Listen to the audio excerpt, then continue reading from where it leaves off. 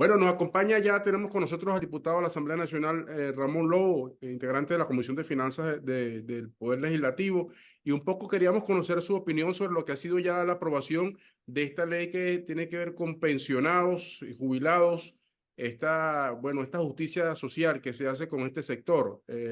Son 13 artículos. ¿Qué contempla en líneas generales? Bueno, en primera instancia, darte las gracias por este espacio que nos brinda y en segundo lugar, indicar que la propuesta que hoy aprobamos ya en segunda discusión fue un planteamiento que surgió del presidente de la República el pasado 1 de mayo en función de todo el esquema integral de atención a la clase trabajadora que se planteó en ese momento, pero adicionalmente al personal, vamos a llamarlo población económicamente que está dentro de esa categoría, también el presidente propuso la necesidad de generar un instrumento jurídico para la protección de las pensiones.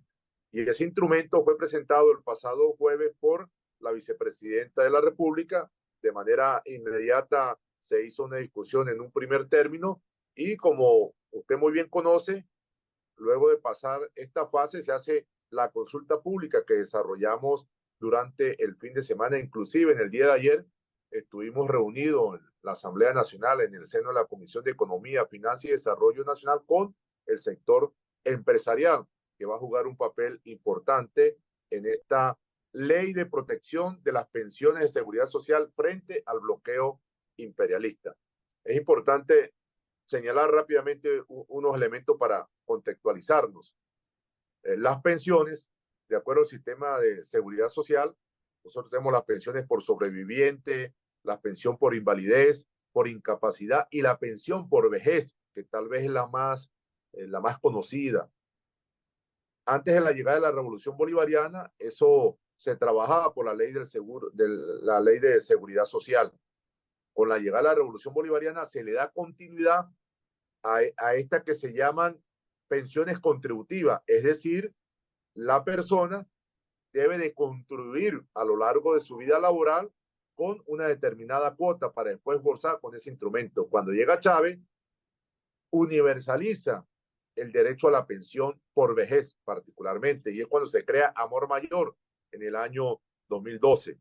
Nosotros pasamos de 340.000 con la llegada de Chávez a 5,5 millones de pensionados y pensionadas que tenemos en estos momentos. Ahora, ¿qué dice la ley? Todos sabemos la afectación en la economía nacional y en la calidad de vida del venezolano y la venezolana, producto de las medidas coercitivas unilaterales.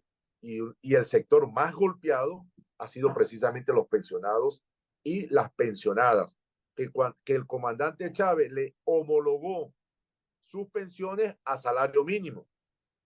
Pero indudablemente la afectación en los últimos 5 años, 7 años, ha generado dificultad y ha permeado esa capacidad adquisitiva. Entonces, esta ley viene a atender ese sector.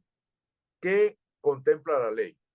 La ley se presentó con 3 artículos, pero luego en la discusión se le agregó uno adicional. En total son 14 artículos en 2 capítulos, donde el objeto, como lo indica su nombre, tiene que ver la protección de esas pensiones, la ya señalada, sobreviviente, invalidez, incapacidad y vejez.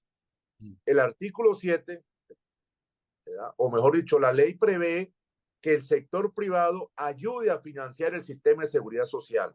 Cuando la vicepresidenta hace la presentación de la ley, hace referencia a unos gráficos donde se demuestra que el 99%, escuchemos bien, del sistema de seguridad social existente en el país lo financia el Estado Nacional, el gobierno. Este es un dato sumamente importante. Esa matriz de cofinanciamiento de la seguridad social es distinta en otros países. Nosotros con esta ley le estamos pidiendo o se está ordenando al sector privado que debe de trabajar en función de su corresponsabilidad social y aportar bajo un esquema de contribución especial para todo el funcionamiento del sistema de pensiones. Es opinión de Ramón Lobo. Eso no va a cubrir el 100%, pero va a ayudar, porque son recursos que hoy se le dificultan al Estado venezolano. Ese porcentaje, esa contribución iría entre el 1 y el 15% de qué exactamente queremos saber. Y que también quiero preguntarle, porque bueno, se ha especulado mucho algunos sectores, el sector privado está en capacidad de poder asumir este compromiso. Bueno, usted sabe que la tributación no es nada sencillo. ¿Sí? La tributación es una prerrogativa que tiene el Estado, es de manera unilateral para establecer el pago de un tributo, de una tasa o de una contribución bajo un concepto que se llama de poder de imperio que ejerce el Estado como tal en la sociedad. En ese sentido, vista la valoración y la propuesta del Ejecutivo, el artículo número 7 se aprobó bajo la consideración siguiente, que se puede establecer una contribución hasta, es decir, hasta, es el máximo.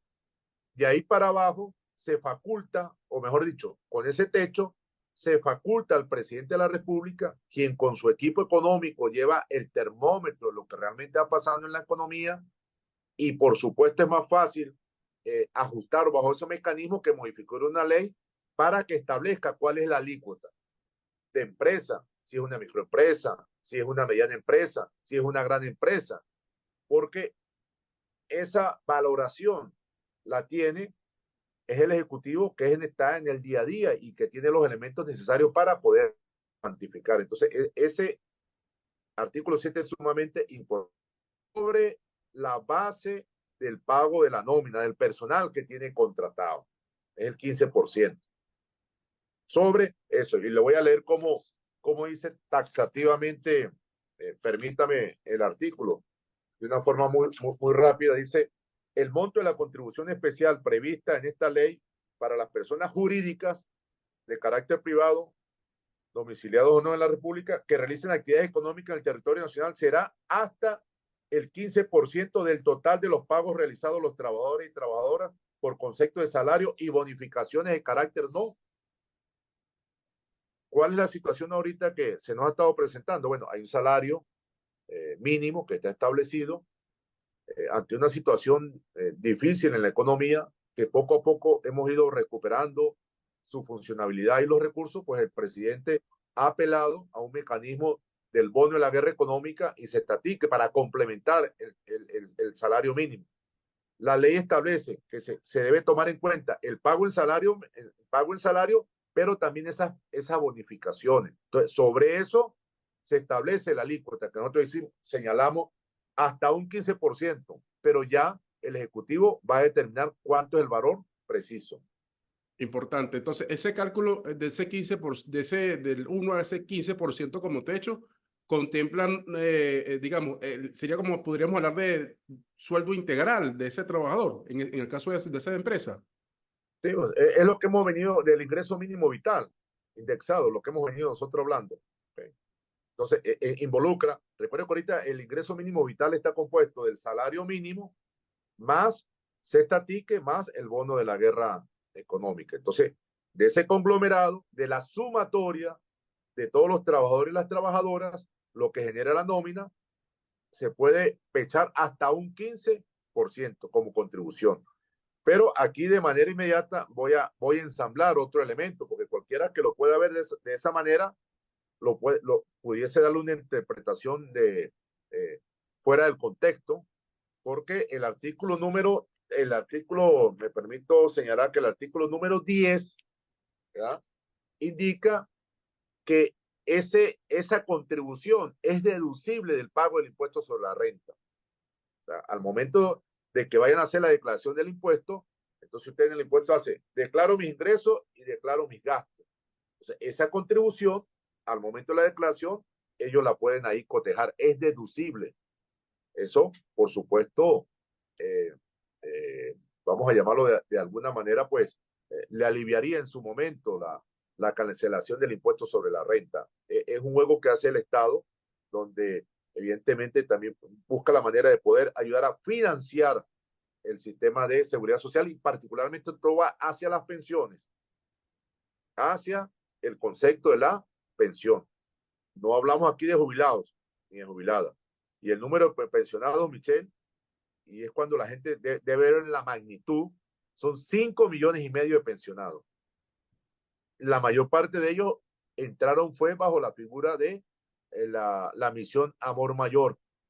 Claro. Diría, no preciso, pero estoy completamente seguro que el 80% de esos 5,5 millones entraron por mayor, que es lo que se llama no contributiva. Es decir, la gente no tuvo que cotizar, ¿verdad?, al momento de elaborar para efectos de poder gozar de ese beneficio. Es una propuesta con un sentido de justicia social bastante alto. Claro, la realidad económica del país eh, impone otras reglas, otras medidas, y es precisamente lo que ha tomado el presidente de la República. Es importante, diputado, a poco ejemplificar. Si Venezuela no estuviera sometida a este tema, a estas más de 900 medidas coercitivas, si no estuviera sometida bajo este sistema, bueno, que impide que el Estado pueda comercializar digamos, sus productos, su petróleo, que pueda acceder al sistema financiero internacional, digamos, fuese otra quizás la situación, ¿no? Porque el Estado ha debido maniobrar, hay una ley antibloqueo, poder maniobrar para poder hacer frente a esta situación y sobre todo ahora bajo este parámetro de salario, de sueldo, ingreso integral. Sí, indudablemente es así. Y fíjate, como dice la ley, el nombre, Ley de Protección de las Personas de Seguridad Social frente al bloqueo imperial. Frente al bloqueo imperial.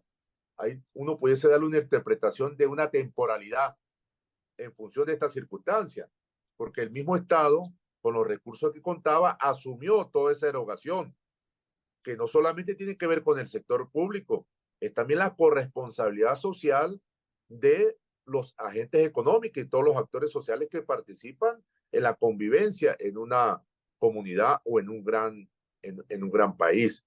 Si nosotros no tuviésemos esa debilidad que se nos ha presentado en los ingresos fiscales, a partir del año 2016, 2017, por las medidas coercitivas unilaterales, indudablemente lo cubriéramos con los dividendos que generan la actividad petrolera. 5 años antes del 2015, que fue cuando se estableció el decreto Obama, el promedio, escuchemos este dato, de ingresos de la factura petrolera anual, el promedio estuvo alrededor de los 60,000 millones de dólares. Nosotros llegamos a tener, no preciso en este momento del año, hasta 85,000 millones de dólares. Pero nosotros en el año 2020 tuvimos 750 millones de dólares de ingresos por factura petrolera. Y teniendo esa cantidad de pensionados, por eso se nos ha quedado rezagado. Y lo que busca la ley es precisamente garantizar su permanencia en el tiempo, pero también fortalecer y de acuerdo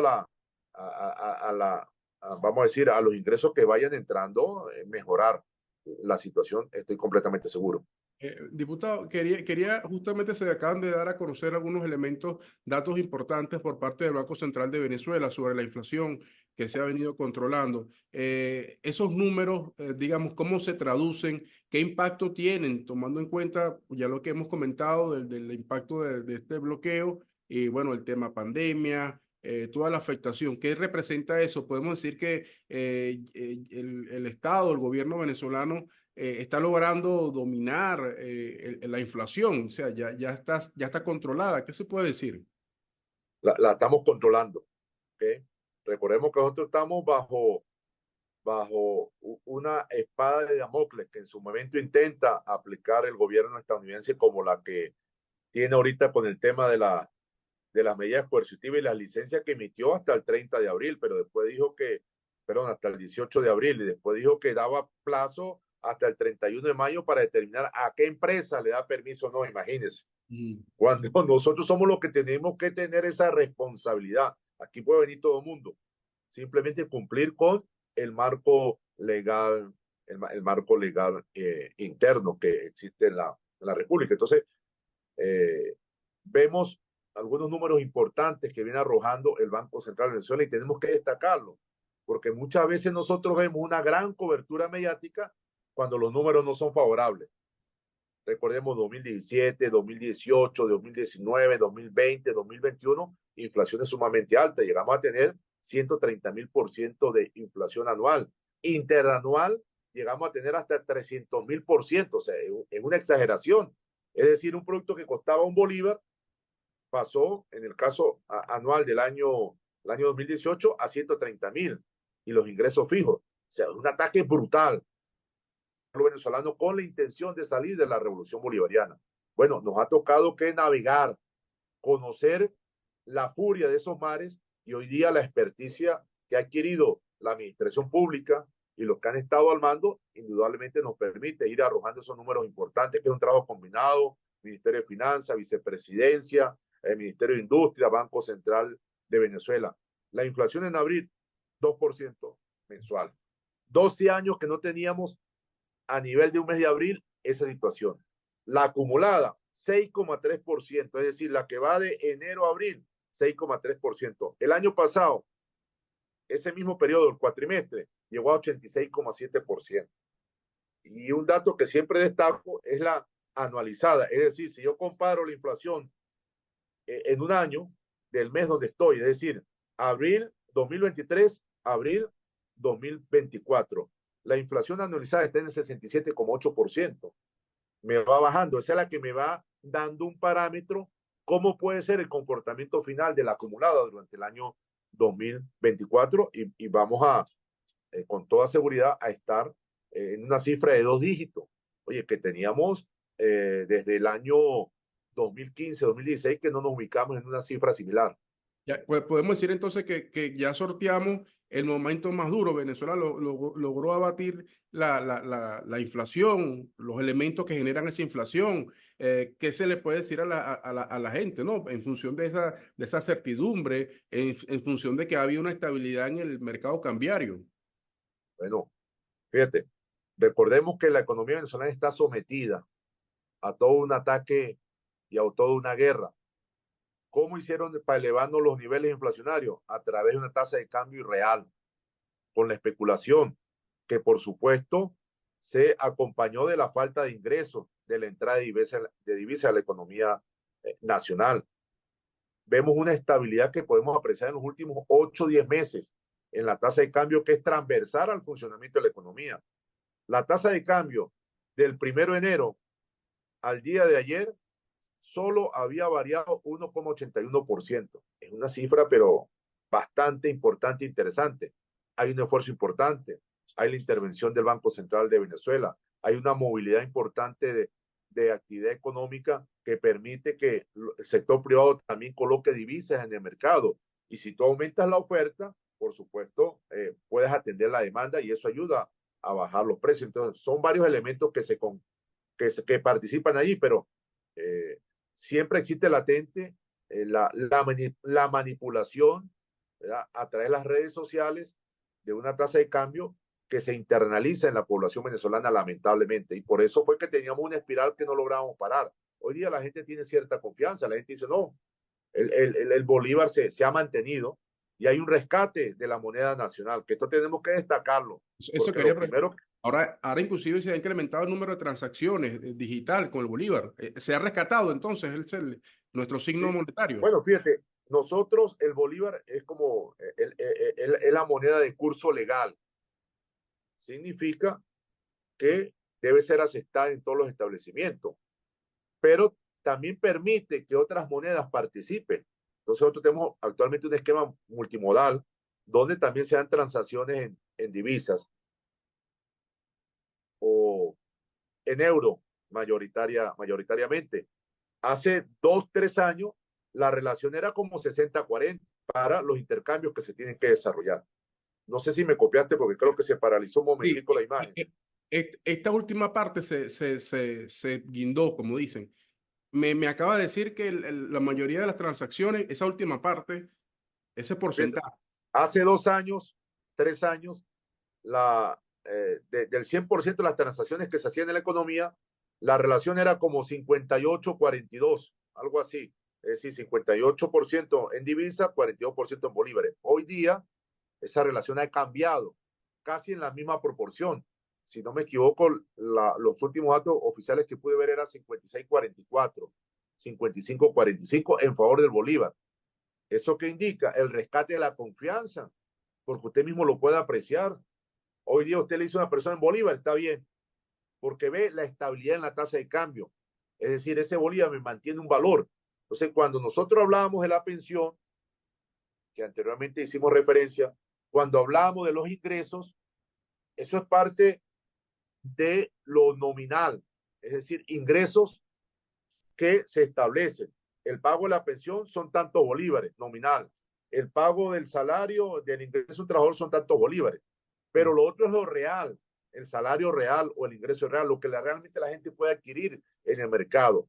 Y eso lo hemos venido, nosotros recuperamos. Por eso es que cuando siempre abordamos los ingresos de los trabajadores, usted tiene que enfocarlo en el punto de vista nominal, los bolívares como tal, pero también de lo real.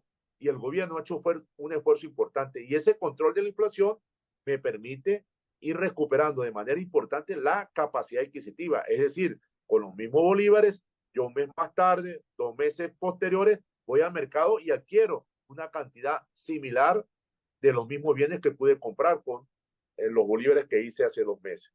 Es Entonces, decir, por eso es fundamental el control de la tasa de cambio, porque es transversal y por supuesto eso genera su efecto sobre la variación en los niveles de precio. entonces, se ha recuperado esa estabilidad cambiaria y esta recuperación, digamos, le pregunto, ¿ha habido recuperación del poder adquisitivo con esta metodología de la indexación, de este proceso de salario integral, indexado? ¿Eso ha logrado que se pueda recuperar el poder adquisitivo de los trabajadores en La términos capacidad de... adquisitiva lo medimos en función de los niveles inflacionarios, en función de la variación de los niveles de precio. Indudablemente, si estamos hablando de que el mes de abril fue el 2%, es decir, esa fue la variación del nivel de precio. Algo que costaba un bolívar el 1 de abril terminó costando 1,02 bolívares. Cuando nosotros vemos un año atrás, creo que para el mes de abril del año pasado no logro precisar, pero sí vamos a poner el ejemplo, el dato que tenemos con precisión, que es el cuatrimestre de este año. 100 bolívares el 1 de enero y me está costando 106,3 al 30 de abril. El año pasado, eso que me costaba 100 bolívares, terminó costando, porque era 86, 186 bolívares. Entonces, tú ves la magnitud y la diferencia.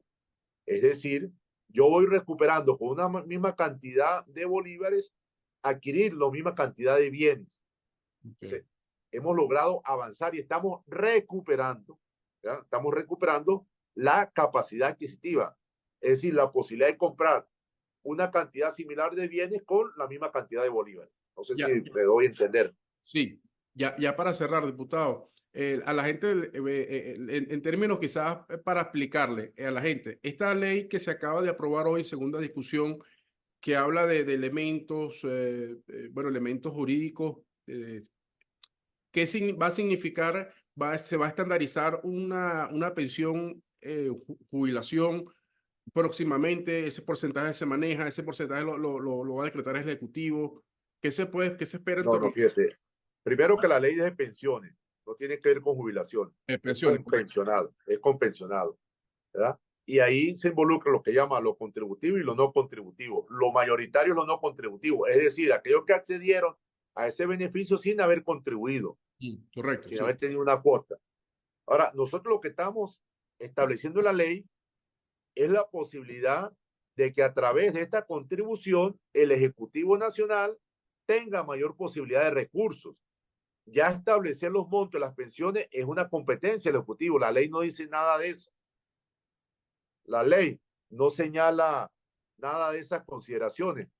Lo que indica, vuelvo a destacarlo, es que se va a establecer o se autoriza mediante ley para que el Ejecutivo hasta un 15% de lo que corresponde al pago de salario y bonificaciones no salariales al personal se pueda destinar, ¿verdad?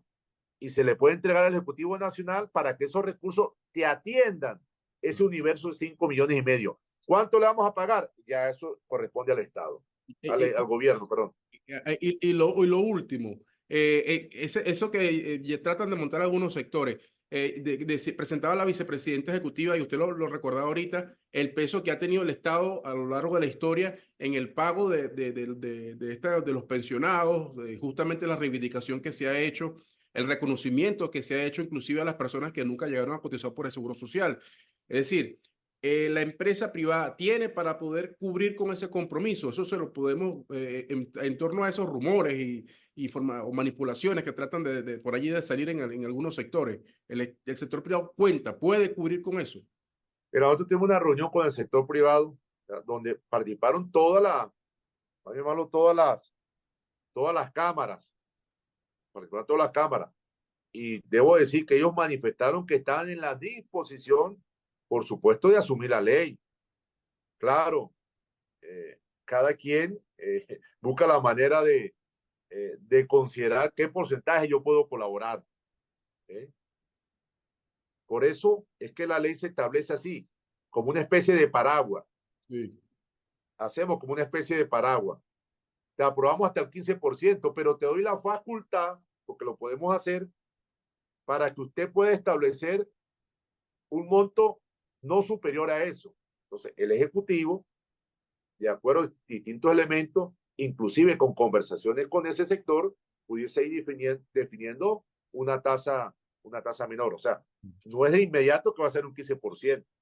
Y creo que sobre eso se ha venido conversando. Mucho No, diálogo. no, sí, Diálogo.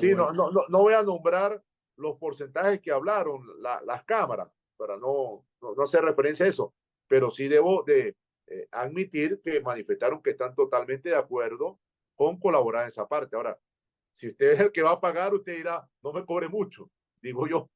Okay. Muy bien, diputado. Bueno, muchas gracias, diputado Ramón Lobo. Muchas gracias bueno, por la oportunidad de la entrevista, diputado. Y Bueno, bueno, gracias, Michelle. estamos pendientes para otra entrevista próximamente. Muchas gracias. Bueno, saludos.